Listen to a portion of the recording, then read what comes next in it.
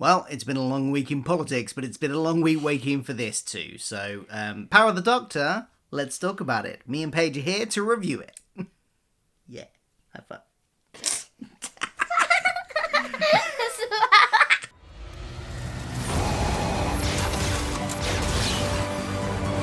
incredibly dangerous.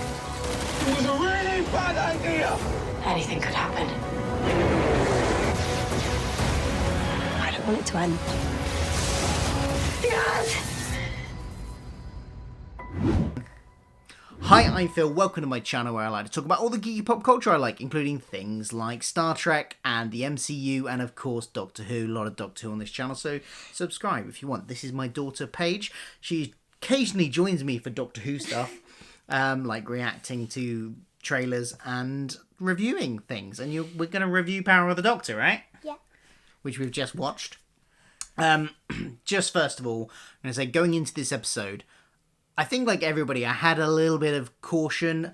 Legend of the Sea Devils wasn't the best, and that was the last episode we had. So I went into this with a bit of trepidation, I guess. Thinking about how much they had announced for this episode, there was a lot to cram in, and I personally think that one of Chris Chibnall's weaknesses, maybe as a writer, is when he tries to cram too much into a script, and things therefore suffer because of it, because he doesn't, he'll introduce Kate Stewart. Are you okay? Can you fall in? He'll introduce Kate Stewart in Flux and barely use her. And I think he sometimes just puts too much into scripts, so that was a big worry going into this. And his other weakness as a writer, I think, is the clunky exposition. So we'll talk about whether or not those two fears came to pass or not, but also good stuff as well. So, first of all, what did you think of it overall, Paige? Did you enjoy it? Yes. Yeah? Did you have a favourite bit? When the doctor was regenerating? When the Doctor is regenerating at the end. Yeah. We will talk about that later. So the first scene, let's talk about that, because we have this quite fun action scene at the beginning with the Cybermen attacking a train. There's mystery there. Why are they there? What's the cargo? It's a very action-packed scene. Did you find it exciting? When they were attacking the train at the beginning? To get the girl. To get the girl, yeah. Yes. Yes. Were you scared? Sort of, because I didn't know what they were going to do with the girl. Yeah, exactly. The girl. Who was the girl? The one thing I would say about this is that when they revealed the girl at the end there, it was overall a great scene. Bit of mystery. We know what was the cargo. We find out it's girl. What's the girl?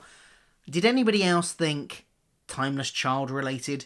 Because given that this is the end of Jodie's era, the wrapping up of everything, it felt really strange that there was nothing about the Timeless Child in it. Nothing at all. Nothing about her backstory, that the added lore that we had gotten from Chibnall in the Timeless Children and a bit in Flux. Nothing. It kind of just didn't deal with that. And in a way, I'm glad, because that would have been a lot to cram in on top of everything they did here. And that would have made it a very much more messy story. But it does feel a bit like we're just left hanging with that, which we're never going to get any answers to now, because it's unlikely, even though I don't expect Russell T Davies to undo it all, I don't think he's going to reference it. I don't think he's going to give us any answers, at least not for a while. He might do at some point if he has a great idea and thinks he can do something interesting with it. But he's not going to do it out of some kind of sort of obligation to get it done. He'll do it if he comes across an idea that he thinks is worthwhile telling. But other than that, he'll just leave it alone. So we're not going to get the answers to that now, and that's a little bit disappointing. But other than that, I have no problems with the first scene. And we get a lovely moment with Dan where, he has a near-death experience, and quite clearly he's just kind of reevaluating things. And when they get back after this mission, he decides that he's not going to stay with the TARDIS team. He's just going to say, don't bother coming to pick me back up again. I just want to kind of get on with my life now. Thanks for the fun times. And I kind of think that's sad that, in a way, it's sad that Dan isn't a part of this. But again, I think it's Chibnall showing a bit of restraint, because, I could imagine him just throwing Dan into the mix of the whole of this episode, and him just not being there and not really having much point to him being there, just because he's there. And I'm glad they didn't do that. Was it sad when Dan left at the beginning? Yeah. Yeah. Got any other thoughts on that first scene? No. Okay. We, of course, knew we were getting Ace and Tegan in this as well, and I thought their introduction was pretty well handled. Obviously, it's a bit sad for us expanded media fans that they pretty much confirmed they hadn't seen the Doctor in 30 and 40 years. Yeah? I like the bit when Ace jumped off the building. Yeah, that was exciting, wasn't it? Yeah, I thought they did a good job with their characters, actually, and being true to their characters. Like I say, even though we don't get the expanded media stuff honoured, kind of knew that was going to happen, but still a bit sad. Like, especially the book that was written by Sophie, where she meets the 13th Doctor in that, clearly hasn't happened in this overall continuity, but never mind. But I thought they handled it really well. There were some lovely moments, like when Tegan confronts the Master, or the Master's, they encounter each other and the Master has a reference to her aunt. Like those moments, those things getting called back to are lovely. Really like those. So I thought they did a good job with the character development there. They had two very different takes on kind of like being an ex-companion as well. Tegan was a bit more bitter about it. Ace was sad about it, but she, accepted it. What about the part when what's his name again? The baddie. The Master? Yes. Hypnotized somebody? He hypnotized the Tsar of Russia, yes, and his wife, the leader of Russia. Let's get to the Rasputin stuff. It was good to see Sacha Dhawan being able to expand a bit and, try a few different things. And I liked him as Rasputin. I think we could have done with a bit more of him as Rasputin. We didn't get that much of him as Rasputin. But what we did get was nice. And I gotta say, I loved the dance. Did you like the dance? Yeah. And I love the fact that they just used the Rasputin song. Yeah, it was really funny. Rah, rah, Rasputin, lover of the Russian queen. Da, da, da, da, da, da, da, da. Good times. I love a Master dance sequence. I loved the sound of drums when they did that in season 4, series 4. Yeah, I love it here. I liked in that I liked his dancing. It was really funny. His dancing was very funny. He did a bit of Russian dancing. It was a good time. I liked that bit. I'm here for a bit of cheesy humour like that, and throw in a pop song. It's fine. Like it. What else was there? We also got the Dalek, the renegade Dalek that is giving the Doctor information. And I kind of like the reasoning they had with this, because it wasn't like a Dalek that particularly wanted to be good necessarily. It was a Dalek that had reevaluated what their original mission was, which was to preserve the Khaled race, and had come to the conclusion that the Khaled race had been so distorted from what it once was that is now not what the Daleks were doing. It's, I think, a unique way of doing a renegade Dalek. It's not the first time we've had Daleks that are like, oh no, I'm going to go against the other Daleks. But I think this was a unique way of doing it. I kind of liked that. Doctor told us to take a gun. Why did you like that? Because it's shocking. Because the Doctor, she's referencing when they capture the Master in his kind of lecturer form, clean shaven, and the Yaz takes a gun. The Doctor tells Yaz to take a gun.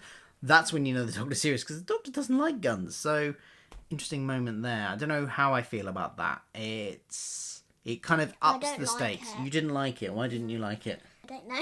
You don't know. You just didn't like it. No, I think people are going to be mixed on that. I'm not entirely sure how I feel about it yet. I'm still coming to kind of terms with that. I did think, what did you think about all of the visuals? Like what it all looked like, all the planets and stuff? Yeah. I thought... I liked the bit when they left the one... When they what's it called again? When the Master was... Oh, I don't know what it's called. What do you mean? Where they... are you thinking of a planet or... No, when the Doctor got stranded on this weird planet with all the other Doctors. Oh, yes, that was good. Yeah, but what's it called? I didn't really have a name. It was kind of a place in her mind almost. Kind of. Yeah, so she was... Yeah, when... the master transformed into the doctor's clothes. The master transfer. Yeah. So when the whole plot of the I'm master. still talking. Oh, Very I'm much. sorry. I'm sorry for interrupting. Go ahead. When they stranded him like on this planet thingy, and then watched the two planets They did. That's good. That looked really good. It did look really good, and I think the visual effects were stunning on most of this episode. It looked like it had a lot of budget behind it, and it looked really good. Going back to Ace and Tegan, there was a moment that they had with Yaz when they first met her, and Tegan says something like, "I used to be you, like we used to be you decades ago," and Yaz is a bit frosty with them. And I kind of thought, okay, we're going to get a kind of like, when we had school reunion and Rose meeting, is there going to be something that's going to develop? And it was a nice moment, and it didn't really go anywhere. I didn't know if that frostiness was going to carry on or what was going to happen, but this might be indicative of there just being too much in the episode for things like that to go on. Although overall, I don't think this episode suffered too much from that. There were moments where things could have maybe got a bit more time, but overall, there have been a lot worse episodes for that. Something I was thinking of when the doctor changed into other doctors. In the desert bit where she's seeing the other doctor and he keeps changing his face. No? When Ace was in the volcano and the doctor was sort of there. The hologram. Yeah. Yeah. She changed to another doctor. Yeah. Yeah. Because let's get to that. Let's get to the stuff where we bring in the classic doctors, because that was nice. We get cameos from pretty much all of them, not the fourth doctor, but all the other classic series companions. So we got 5, 6, 7, and 8, all cameo. And that kind of happens, first of all, when they're in the, she's kind of in her mind in a mid-regeneration kind of state. And they're kind of like fragments of her psyche. So we get to see all of them. I like the moment from Paul McGann's 8th Doctor. Great to see Paul McGann again on screen. Excellent. Is this the Doctor he turned into? Yeah, at the end. Yeah, David Tennant. But yeah, I liked the way they did that. I like the way they brought in those classic doctors. It was a really clever way of doing it. And then to use 5 and 7 again in the hologram form, I thought was a great way, and great way to give a moment between the classic companions that we had and their respective doctors as well. That was really nice. Dad, I keep falling off. Oh, stop falling off. I can't help it. Okay. I'm jumping about a bit all over the place here, mainly because you keep on bringing in things from different bits, but that's fine. I want to go back to the Master when he's Rasputin, because he's got a line where he says something about dressing for the occasion, which is, of course, a reference to the TV movie. Never Paul McGann strike there. Love that. As I said, I love the Rasputin song. The Forced Regeneration was interesting. A reference back to 2 turning into 3. There's lots of lovely little references like that throughout the episode, and it was nice little nods back to the history of the show. Oh, and of course, when the Master does sort of take over the Doctor's body and regenerates her into him, I was a little confused about that. Were you confused about that? What was going on? Because I was. Yeah, because I thought they were going to switch bodies, but then they So did I. Yeah, I thought they were switching. So I thought it would be the Doctor, but in his face, but it would still be a new version of the Doctor. And then the other one that was Rasputin would have Jodie's face, but in Rasputin's clothes, and then he would try and pretend to be the Doctor. That's where I thought they were going with this, but they didn't. They went in a kind of like, she becomes the Master, but she is the Doctor. It's still the Doctor. I don't think that whole bit made a lot of sense, unless I missed something very key, and please feel free to explain it to me in the comments, but I thought that was a little bit convoluted there, and I wasn't really clear what was going on. But I did like all the hologram stuff we got. It was a way to keep Jodie in it, even during that section where she's out of action, so to speak, and a way to bring in the classic companions. And also Joe Martin's Doctor towards the end as well, which, I guess, again, it would have been nice to have a bit more reveal about the actual Joe Martin fugitive doctor. But again, it would have been too much in this episode. Yes. At the end, Yeah. who was all of the other people when they were like in a circle and having like a little meeting about the daughter? Oh, that was They're the companions. talking. We will talk about that in a minute. This is a bit of a rambly review. Sorry about this. Let's talk about the villains. So we got the Master. We've already talked a bit about him. But the fact that he teams up with both the Cybermen and the Daleks, it's the first time that's ever happened. All three of them in one story, which is exciting. But I'm not sure the Daleks would have worked with the Cybermen or the Master. I can see the Cybermen. Say he's worked with the Cybermen before. But I'm not sure the Daleks would ever really work with them. Maybe to betray them later, possibly. I don't know. It did, but you know, I suppose they just wanted something special for this episode. It didn't really bug me. It just was like a thought ticking over in my head. Like they wouldn't really work with him. No. Now, I did mention earlier that there was a feeling that there might be too much in this episode in some parts. Like it is Chris Chibnall's weakness that he tries to cram too much in, and I think one thing the episode just didn't need, it didn't really add anything, was the presence of Vinder. While it's lovely to see him back, his arrival, his use in the episode seemed very contrived, didn't really seem to be necessary. But the scenes with him were mostly fine. There was a bit of exposition dumping, which was clunky again, and there was some from the Doctor that was clunky as well, but it's fine. It didn't detract. It was just another one, a bit like Kate in Flux, where what was the point? Okay, come up, let's talk about the regeneration.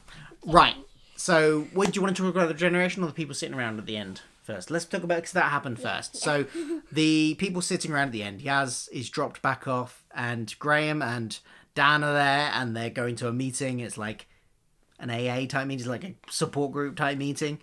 And it turns out loads of classic companions are there. We got Mel, we got Ian, we've got Joe. Who else was there? I'm sure there were some others. Anyway, we've got loads of them. And it was nice to see them. Nice little cameos. Nice for Ian, one of the very first companions, to be back in it. He's 90-something.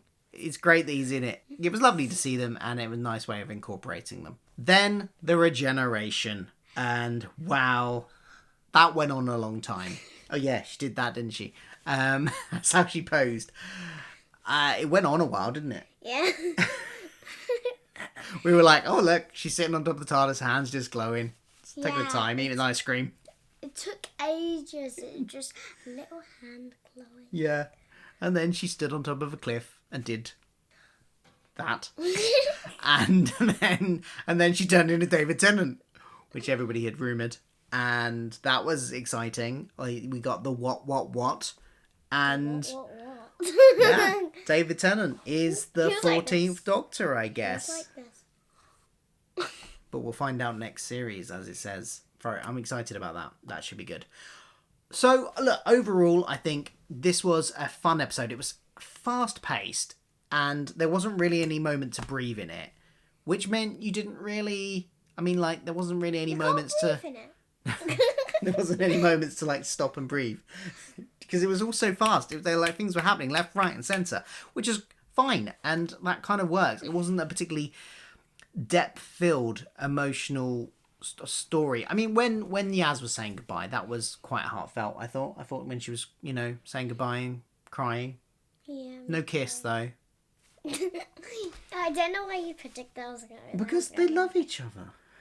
Not in love. Well, I don't know. I think they might be. But they didn't, anyway. And crying. And that was a heartfelt moment. And I did think that worked quite well. It made a difference from the kind of, like, big dramatic speeches that we've gotten for several Doctors in the regeneration to more of a quieter moment for just before the regeneration. It was quite nice. Do you like actions to what you say? I know, you usually do. There was clunky exposition. I don't think that for the most part, I didn't feel there was too much in here. Some things were maybe unnecessary, like Vinder, but overall, I think the story was coherent and worked, and most things got the time they needed, apart from maybe Vinder. And they didn't tie up any threads from all the lingering timeless child stuff. That is a bit of a negative. But on the positives, it looked gorgeous. I thought it was great seeing all of the cameos, having Ace and Tegan back and all the other doctors that came back and the companions at the end. That was fantastic. Have you talked about the one that crashed in the spaceship? Vinder, yes, I did. Yes, Okay, good. I talked about him. What did you think about him? Good. Good, cool. And it was, it was fun. It was fun. It was a fun episode. It was definitely better than Legend of the Sea Devils. It was fun. It was fun and action packed, and I guess that's kind of what was needed. I guess we're never getting rid of the clunky exposition in a Chibnall written episode. Basically, it's always going to be there, and I think he did improve on making it not so too much in crammed up. The 90 minutes probably helped with that. So there we go. I think I'm okay with how it ended up, and I'm excited about what's to come next. What did you think about the episode? Let me know in the comments below. Wait, you thought because usually it just changes the face and not the clothes. Yes, the clothes changed. Just like the clothes regenerated in front of our eyes. We don't usually get that. I mean, I know it has happened before once or twice, but usually they end up in the previous Doctor's clothes. I was kind of looking forward to seeing David Tennant in Jodie's costume. I'm a little bit disappointed we didn't get to see that at least once. But never mind, he's got his own costume straight away. Fine. And let's see what's going to happen there. Yeah, very excited. We will be back, don't know when. We got a little trailer, but it was very small, for the next series. Thank you for watching. Let us know what you think in the comments below. And goodbye.